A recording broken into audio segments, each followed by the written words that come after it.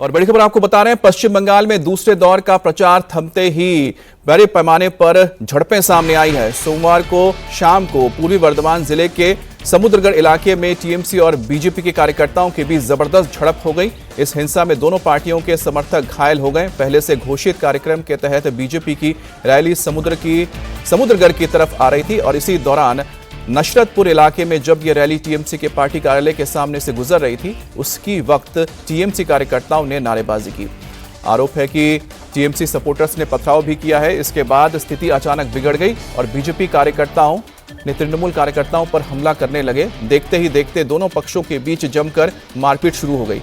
घटना की सूचना मिलते ही नादान घाट थाने की पुलिस और केंद्रीय बल मौके पर पहुंचे और हालात पर काबू किया। इस झड़प में टीएमसी के अमल हलदार और शहंशाह अली शेख घायल हुए हैं। वहीं बीजेपी के कार्यकर्ता कमलदास और सैविक पान भी घायल हुए हैं। चारों घायलों का इलाज कालना महकमा अस्पताल में किया जा रहा है। टीएमसी तृणमूल कांग्रेस कार्यकर्ताओं का आरोप है कि पार्टी कार्यालय में बैठे थे, तभी अचानक बीजेपी कार्यकर्ताओं ने उन पर हमला कर दिया। दूसरी ओर बीजेपी ने इन आरोपों को खारिज करते हुए दावा किया है कि केवल 10 से 12 लोग थे, जबकि तृणमूल के करीब 1000 कार्यकर्ताओं ने उन पर हमला किया। इस घटना के बाद पूरे इलाके में तनाव का माहौल बना हुआ है। तो पूर्वी वर्धमान की तस्वीरें आप देख रहे हैं, जहां पर बताया जा रहा है कि बीजेपी ने टीएमसी के ऊपर हमला किया, जबकि टीएमसी का आरोप है कि टीएमसी के कार्यकर्ताओं ने करीब 1000 की तादाद में बीजेपी के कार्यकर्ताओं के ऊपर हमला किया है। तो यहां पर आप देख सकते हैं कि किस तरह से पुलिस मौके पर पहुंची। उसके बाद यहां पर हालात को काबू में करने की कोशिश की जा रही है। तो वोटिंग से पहले, यानी दूसरे चरण की वोटिंग से पहले पूरे बंगाल में इस वक्त जबरदस्त तनाव देखने को मिल रहा है, क्योंकि बहुत ही हाई इंटेंस ये जंग छिड़ी है बीजेपी और टीएमसी के बीच, और दोनों ही पार्टी सत्ता में आने की दावेदारी ठोक रही है पहले चरण के बाद। और यही वजह है कि जिन इलाकों में 7 जिलों में जो मतदान होना है, वहां पर काफी गहमा-गहमी देखने को मिल रही है। और यहां पर टीएमसी का आरोप है कि उनके कार्यकर्ताओं के ऊपर हमला हुआ है और दोनों ही पार्टी के कार्यकर्ता इसमें घायल हुए हैं। दोनों तरफ से ये आरोप और प्रत्यारोप का दौर जारी है।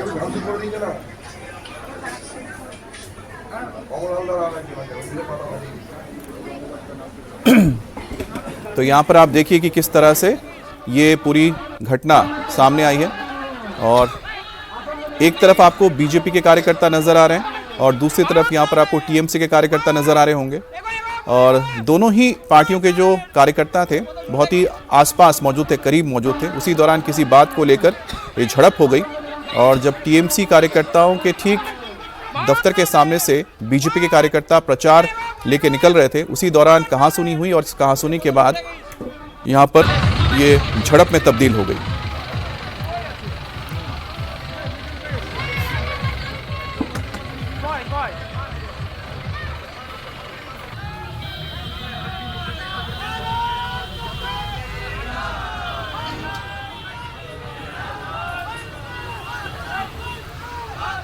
আজকে পূর্বস্থলী দক্ষিণ বিধানসভা কেন্দ্রের যিনি বিজেপি প্রার্থী সম্মানীয় পানকৃষ্ণ তপোদার মহাশয়ের নেতৃত্বে আমরা আজকে টোটো করে ব্যাপক পরিমাণে একটা মিছিল করছিলাম, ব্যাপক টোটো জমায়েতের মধ্য দিয়ে।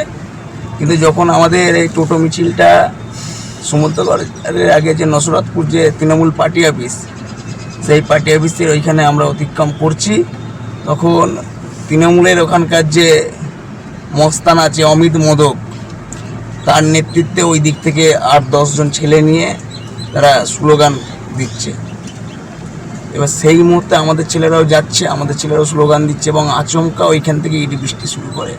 এবার যখন ইট বৃষ্টি করে আমি অনেক পেছনে ছিলাম, তারপরে আমি দেখছি আমাদের বেশিরভাগ যুব ছেলেপিলেরা ছিল। তখন আমি ছুটে গিয়ে দেখছি যে যুবক এই ভাই সৌভিককে মেরেছে, আরও একজন ওখানে আছে, তার মাথা পুরো ফ্র্যাকচার হয়ে গেছে এরমভাবে। তখন আমি ছুটে গিয়ে থামানোর চেষ্টা করলাম। সেই সময় আমাকে পুরো একদম 2 হাত ডিফারেন্সের মধ্যে দিয়ে মারলো, পুরো মাথা এইখানটায় দেখেন ফুলে গেছে, ঠিক আছে।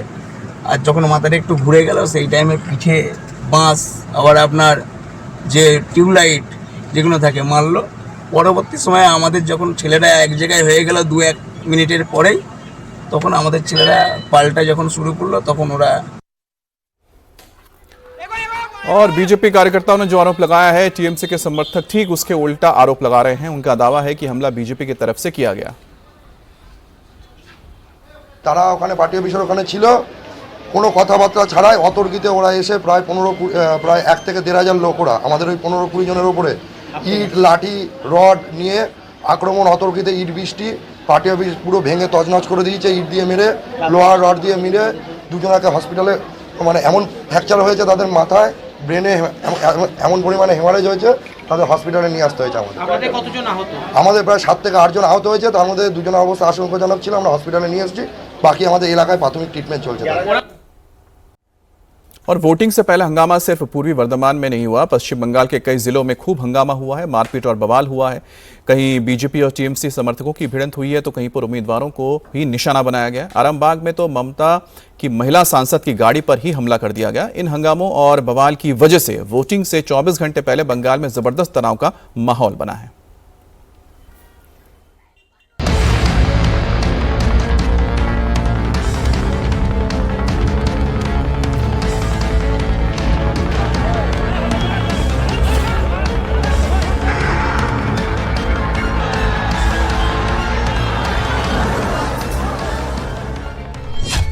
बंगाल में वोटिंग से पहले बवाल ही बवाल।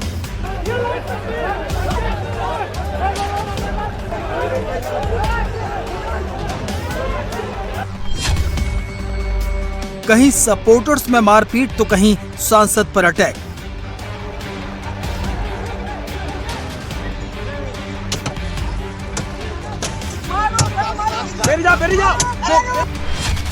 कहीं वोटर्स को धमकी, कहीं खाकी की धमकी।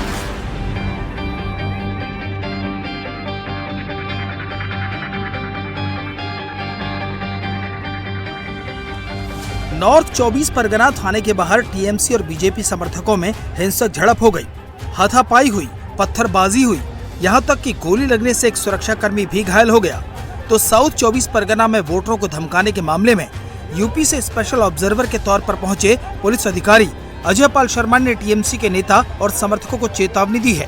वहीं आरामबाग इलाके में टीएमसी की सांसद मिताली बाग की गाड़ी पर हमला हो गया। टीएमसी ने दावा किया कि बीजेपी समर्थकों के हमले में घायल मिताली बाग को अस्पताल में भर्ती कराया गया है।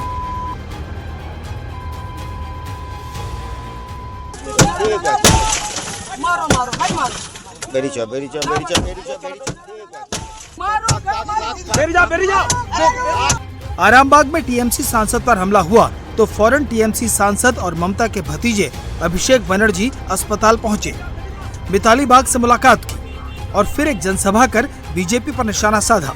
अभिषेक ने कहा कि उनका वैसे तो आरामबाग आने का कोई प्रोग्राम नहीं था, लेकिन जिस तरह से लेफ्ट से बीजेपी में आए गुंडों ने एक दलित महिला सांसद पर हमला किया, उसके बाद उनको आना पड़ा। एससी महिला, तपशिली महिला, तार गाये जरा हाथ दिएছে 4 तारीखे तृणमूल आरामबाग जितुक बा हारुक। আমরা গতবারও আরামবাগ হেরেছিলাম, গোঘাট হেরেছিলাম, খানাকুল হেরেছিলাম, পুরসুরা হেরেছিলাম, কিন্তু উদারতা পার পেয়ে গেছিলে। এবার আমি নিজে দায়িত্বে থাকব। 4 তারিখ 12টার পরে কোন জল্লাদের কত ক্ষমতা আর কার দিল্লির বাবা কাকে বাঁচাতে আসে আমি 4 তারিখ দেখব। बंगाल में दूसरे चरण के लिए 29 तारीख को 142 सीटों पर 1448 उम्मीदवारों की किस्मत का फैसला होना है। 29 अप्रैल को जिन 142 सीटों पर वोट पड़ने हैं, उनमें साउथ बंगाल की 107 सीट हैं। पिछले चुनाव में इनमें से 18 सीटों पर बीजेपी का कब्जा है, जबकि 89 सीट टीएमसी के पास हैं। वहीं ग्रेटर कोलकाता के 35 सीटों में से 34 पर ममता की पार्टी का कब्जा है, 1 सीट अन्य के पास है। बीजेपी यहां एक भी सीट नहीं जीत पाई। इस बार अगर बंगाल में बीजेपी को सरकार बनानी है तो उसे ममता के इस अभेद्य किले को भेदना पड़ेगा। यही वो वजह है कि वोटिंग से 24 घंटे पहले तक दोनों पार्टियों के समर्थकों और नेताओं के बीच इस तरह की गर्मा गर्मी दिख रही है। ये गर्मा गर्मी किस तरह की है वो आप वोटिंग से ठीक पहले देसी बमों के मिले इस बड़े जखीरे को देखकर अंदाजा लगा सकते हैं। साउथ 24 परगना के भानगढ़ विधानसभा क्षेत्र के एक गांव में करीब 100 देसी बम बरामद किए गए। लोकल पुलिस ने मुखबिर की सूचना पर तृणमूल कांग्रेस के कार्यकर्ता के घर पर छापेमारी की तो घर के पीछे के बगीचे से 100 देसी बम बरामद हुए। पुलिस ने बम डिस्पोजल स्क्वाड को बुलाकर सारे बमों को डिफ्यूज कर दिया। बंगाल में बवाल के बाद पारा इतना चढ़ा हुआ है कि बंगाल के फाइनल राउंड से पहले इलेक्शन कमीशन ने भी अपनी तैयारी तेज कर दी है। बंगाल में 142 सीटों पर करीब 2.5 लाख जवानों की तैनाती की गई है।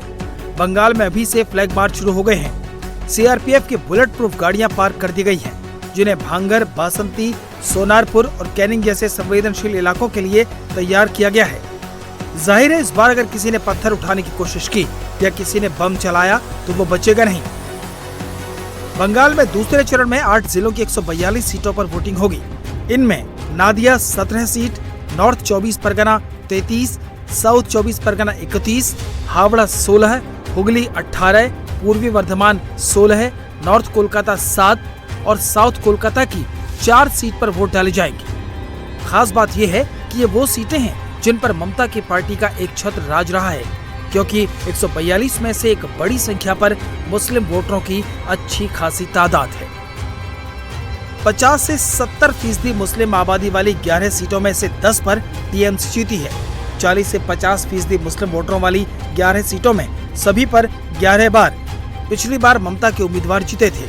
इसी तरह 30 से 40% वोटरों वाली 23 सीट पर टीएमसी के उम्मीदवारों ने जीत हासिल की। वहीं 20 से 30% मुस्लिम वोटरों वाली 37 सीटों में 33 सीट पर टीएमसी और सिर्फ 4 सीट पर बीजेपी के उम्मीदवार जीते थे और 10 से 20% मुस्लिम वोटरों वाली 27 सीटों में से टीएमसी ने 23 जबकि बीजेपी ने 4 सीटें हासिल की। मतलब यह कि ममता के इस गढ़ में सेंध लगाना इतना आसान नहीं है। ममता को जहां इन सीटों पर मुस्लिम वोटों से उम्मीद है तो बीजेपी इन सीटों पर हिंदू वोटर्स को अपनी तरफ करने में जुटी है और इसके लिए उसने ऐसे नेताओं को प्रचार में उतारा जो सेकंड फेज में हिंदू वोटर्स को अपनी तरफ आकर्षित कर सकते हैं और जो बीजेपी का फाइनल स्कोर 200 के पार पहुंचा सकते हैं। और बड़ी खबर नॉर्थ 24 परगना से, जहां पर हाली शहर में टीएमसी कार्यकर्ता पर फायरिंग की खबर सामने आई है। ये गोलीबारी कल प्रचार थमने के बाद हुई। रात करीब 8:30 बजे हाली शहर नगर पालिका के वार्ड नंबर 8 इलाके में 3 बाइक सवार बदमाश पहुंचे और एक टीएमसी समर्थक पर गोली चली। बदमाशों ने जिस वक्त फायरिंग की उस समय टीएमसी के समर्थक प्रसन्नजीत मल्लिक उर्फ राजा अपने घर के बाहर खड़े थे। बदमाशों ने उन पर देसी कट्टे से फायरिंग कर दी। गोली लगने से राजा घायल हो गए। वारदात को अंजाम देने के बाद हमलावर बाइक से फरार हो गए हैं। घायल राजा को तुरंत कल्याणी के जवाहरलाल नेहरू अस्पताल में भर्ती कराया गया है, जहां उनका इलाज किया जा रहा है। घटना के बाद इलाके में दहशत का माहौल है। और पश्चिम बंगाल के चुनाव में पुलिस ऑब्जर्वर ऑफिसर के वीडियो पर सियासी घमासान शुरू हो गया है। टीएमसी के नेता आरोप लगा रहे हैं कि तृणमूल कांग्रेस के सपोर्ट्स को डराने के लिए, उनके सपोर्टर्स को भयभीत करने के लिए आयोग ने बीजेपी के इशारे पर दूसरे राज्य के पुलिस ऑफिसर को बंगाल में भेजा है। और यूपी कैडर के आईपीएस अजय पाल शर्मा को चुनाव आयोग ने साउथ 24 परगना में पुलिस ऑब्जर्वर बनाया है। तृणमूल कांग्रेस का आरोप है कि अजय पाल शर्मा पार्टी के उम्मीदवारों और कार्यकर्ताओं को खुलेआम धमकी दे रहे हैं। टीएमसी के लीडर अजय पाल शर्मा का एक वीडियो भी सोशल मीडिया पर पोस्ट कर रहे हैं। ये वीडियो साउथ 24 परगना का है, जिसमें चेकिंग के दौरान अजय पाल शर्मा फाल्टा सीट से टीएमसी कैंडिडेट जहांगीर खान को चेतावनी देते दिखाई दे रहे हैं और कह रहे हैं कि अभी ना समझे तो बाद में पछताना पड़ेगा। टीएमसी नेता महुआ मोइत्रा ने जहां अजय पाल शर्मा को ठीक से इलाज कर देने की धमकी दी, तब अखिलेश यादव ने भी कहा है कि जब उनकी यूपी में सरकार आएगी तो इस ऑफिसर के खिलाफ सख्त कार्रवाई करेंगे। अगर कहीं से खबर आ गई कि किसी ने कोई खुराफात करने की, किसी को परेशान करने की कोशिश की है, तो फिर उसकी खबर फिर अच्छे से लेंगे हम। 4 तारीख रिजल्ट निकलने के बाद आप जहां भी भाग जाएं, आप छुप नहीं पाएंगे। ये जहांगीर के घर वाले भी खड़े हैं, उसको बता देना कायदे से। ये बार बार जो खबरें आ रही हैं कि उसके लोग धमका रहे हैं, तो फिर अच्छे से खबर लेंगे, फिर बाद में रोना पछताना मत। आपके खिलाफ चार्जशीट होगा और आपको घसीट के कोर्ट में लाया जाएगा। बंगाल में वोटिंग से पहले की ये अभूतपूर्व तस्वीरें हैं, जहां बतौर पुलिस ऑब्जर्वर नियुक्त किए गए एक आईपीएस ऑफिसर को ममता की पार्टी के प्रवक्ता सरेआम धमकी दे रहे हैं। ममता की पार्टी की सांसद फेयर एंड लवली बबुआ बोलकर संभल कर हीरोगिरी करने की सलाह देकर धमका रही हैं। पुलिस ऑब्जर्वर के एक्शन में आते ही ममता की पार्टी इतनी क्यों तिलमिला गई, ये आपको बताएंगे, लेकिन सबसे पहले वो क्लिप देखिए जो वायरल हो रहा है। बाद में रोना पछताना मत। आसपास के जितने भी लोग हैं अच्छी तरह से समझ लें कि अगर किसी ने बदमाशी करी तो उनका कायदे से इलाज किया जाएगा। फिर अगर कहीं से खबर आ गई कि किसी ने कोई खुराफात करने की, किसी को परेशान करने की कोशिश की है, तो फिर उसकी खबर फिर अच्छे से लेंगे हम। ये जहांगीर के घर वाले भी खड़े हैं, उसको बता देना कायदे से। ये बार बार जो खबरें आ रही हैं कि उसके लोग धमका रहे हैं, तो फिर अच्छे से खबर लेंगे। फिर बाद में रोना पछताना मत। ये अजय पाल शर्मा हैं, यूपी के सुपर कॉप, एनकाउंटर स्पेशलिस्ट। इनके बारे में कहा जाता है कि जहां तैनात हो जाते हैं वहां अपराधी अपनी जमानत कैंसिल करके खुद जेल पहुंच जाते हैं। अजय पाल शर्मा की गिनती यूपी पुलिस के तेज तर्रार आईपीएस अधिकारियों में होती है। अलग अलग जिलों में अपनी तैनाती के दौरान अजय पाल शर्मा दर्जनों एनकाउंटर कर चुके हैं और खूंखार अपराधियों को जेल की सलाखों के पीछे पहुंचा चुके हैं।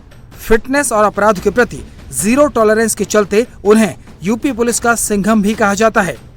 मूल रूप से पंजाब के लुधियाना के रहने वाले अजय पाल शर्मा 2011 बैच के आईपीएस अधिकारी हैं और फिलहाल प्रयागराज में जॉइंट सीपी के पद पर तैनात हैं। शामली, नोएडा, जौनपुर और रामपुर में तैनाती के दौरान उनके एनकाउंटर और अपराधियों पर एक्शन की खूब चर्चा हुई है।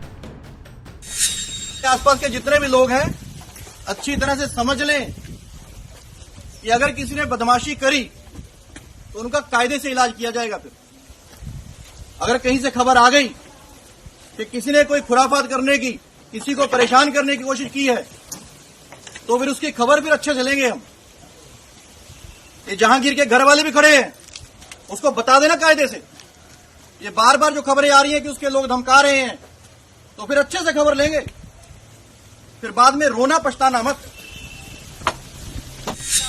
ये तस्वीरें कोलकाता के साउथ 24 परगना जिले के डायमंड हार्बर की हैं। वही डायमंड हार्बर जिसे ममता बनर्जी के भतीजे अभिषेक बनर्जी का गढ़ माना जाता है। अजय पाल शर्मा इनके इलाके में टीएमसी के उम्मीदवार जहांगीर खान के खिलाफ शिकायत मिलने पर पहुंचे थे। टीएमसी नेता जहांगीर खान लगातार चर्चा में रहता है। जहांगीर खान को अभिषेक बनर्जी का करीबी माना जाता है। उस पर केंद्रीय मंत्री जेपी नड्डा पर पत्थरबाजी करने का आरोप है। चुनाव पर्यवेक्षक अजय पाल शर्मा के नेतृत्व में एसएसपी, एफएसटी और क्यूआरटी की भारी टीम ने जहांगीर खान के ठिकानों पर छापा मारा। जब जहांगीर खान घर पर नहीं मिला तो अजय पाल शर्मा ने अपने स्टाइल में एक्शन लिया। आसपास के जितने भी लोग हैं अच्छी तरह से समझ लें कि अगर किसी ने बदमाशी करी तो उनका कायदे से इलाज किया जाएगा। फिर अगर कहीं से खबर आ गई कि किसी ने कोई खुराफात करने की, किसी को परेशान करने की कोशिश की है, तो फिर उसकी खबर फिर अच्छे से लेंगे हम। ये जहांगीर के घर वाले भी खड़े हैं, उसको बता देना कायदे से। ये बार बार जो खबरें आ रही हैं कि उसके लोग धमका रहे हैं, तो फिर अच्छे से खबर लेंगे। फिर बाद में रोना पछताना मत। इतना ही नहीं, अजय पाल शर्मा ने वहां पर तैनात पुलिस को भी फटकार लगाई। इस दौरान कई पुलिस वाले तो मुंह छिपाते नजर आए।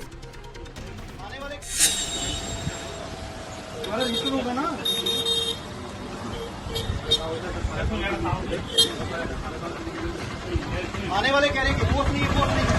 हमारा ऐसे कह रहा है कि 10 लोग हैं यहाँ पे, तुम कह रहे 14 लोग हैं यहाँ पे। तमाशा है क्या ये?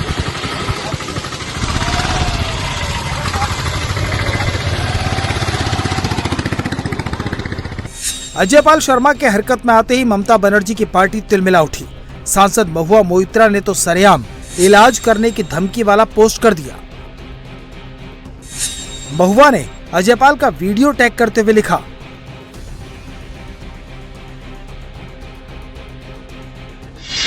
मेरा फेयर एंड लवली बबुआ डॉक्टर आईपीएस अजय पाल, हम तो वो लोग हैं जो कैद से आपको छोटा फैंटा और बड़ा फैंटा का भी इलाज कर लेते हैं। हीरोगिरी थोड़ा संभल कर कीजिए। महुआ मोइत्रा ने इलाज की धमकी दी तो टीएमसी प्रवक्ता रिजू दत्ता ने अजय पाल शर्मा को 4 मई के बाद बंगाल में घसीट कर लाने की चेतावनी दी। ये रंगीन किरदार है ये अजय पाल शर्मा, जो ऑब्जर्वर बनके अभी डायमंड हार्बर में आया है, जो डायमंड हार्बर के लोगों को धमका रहा है, डायमंड हार्बर के लोगों को चमका रहा है, रात के अंधेरे में सर्चिंग के नाम पे महिलाओं के साथ अश्लील व्यवहार कर रहा है। ये जो असंवैधानिक काम आप कर रहे हैं अपने बीजेपी के मालिकों के निर्देश पे, मैं आपको इतना बता देना चाहता हूं, 4 तारीख रिजल्ट निकलने के बाद आप जहां भी भाग जाएं, आप छुप नहीं पाएंगे। यूपी में तैनात अफसर की चर्चा बंगाल से चली तो अखिलेश यादव कहां पीछे रहने वाले थे। अजय पाल के वीडियो के साथ अखिलेश यादव ने पोस्ट करते हुए लिखा, पश्चिम बंगाल में भाजपा ने ऑब्जर्वर के नाम पर रामपुर और संभल में टेस्ट किए हुए अपने एजेंट भेजे हैं, लेकिन इनसे कुछ होने वाला नहीं। दीदी हैं, दीदी रहेंगी। सही समय आने पर भाजपा और उनके संगी साथियों के इन जैसे एजेंट की सारी आपराधिक करतूत की गहरी जांच होगी और बेहद सख्त दंडात्मक कार्रवाई भी। ये सब अधिकारी के रूप में अनरजिस्टर्ड लोगों के साथ अनरजिस्टर्ड अंडरग्राउंड सदस्य हैं। हम न इन्हें भागने देंगे न भूमिगत होने देंगे। ये खोद के लाए जाएंगे और अपने कुकृत्यों के लिए कानूनी सजा भी पाएंगे। लोकतंत्र के अपराधी बख्शे नहीं जाएंगे।